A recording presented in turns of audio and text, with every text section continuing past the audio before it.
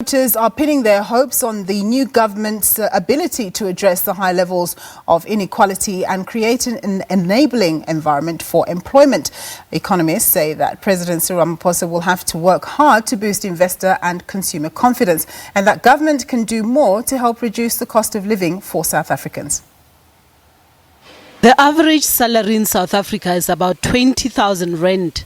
That's the latest figure from Stats SA. It also says the gap between the highest paid employee and the lowest paid is becoming wider.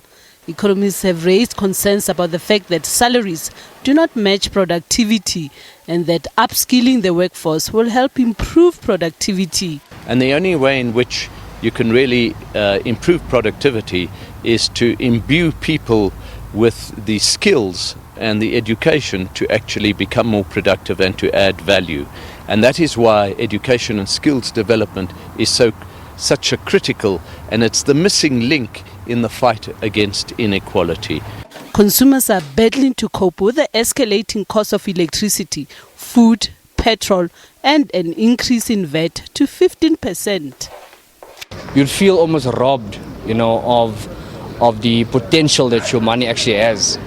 But the question begs, who is in control of us? And who's making the change in us? I mean, the moment that we had new leadership, I'm not pointing any fingers, but we had an increase in VAT. This economy at the moment is sitting at 45%. That is the taxation rate, which is compounded actually for individuals like myself at the age of 40, as I am at the moment. If my taxation rate was cut by 15%, I know that I'll be able to spend more. When I spend more, what necessarily happens is that there's employment because people get employed by that. We are currently experiencing a high increase on interest rates and also inflation. That makes life a bit challenging because now you have to look at your pocket and really calculate your money before you even start spending.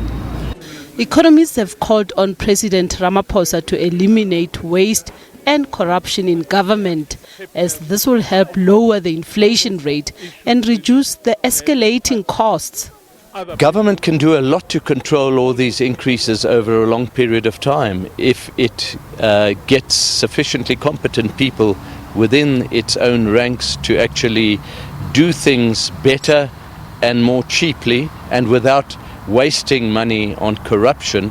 I think we can end up with a society with much lower inflation and a higher standard of living.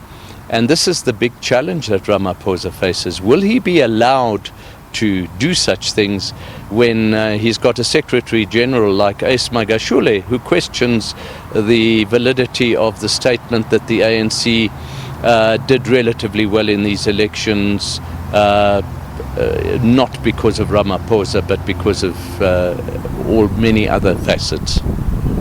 The economy has been performing dismally since the 2014 general elections, and South Africans have become poorer as a result.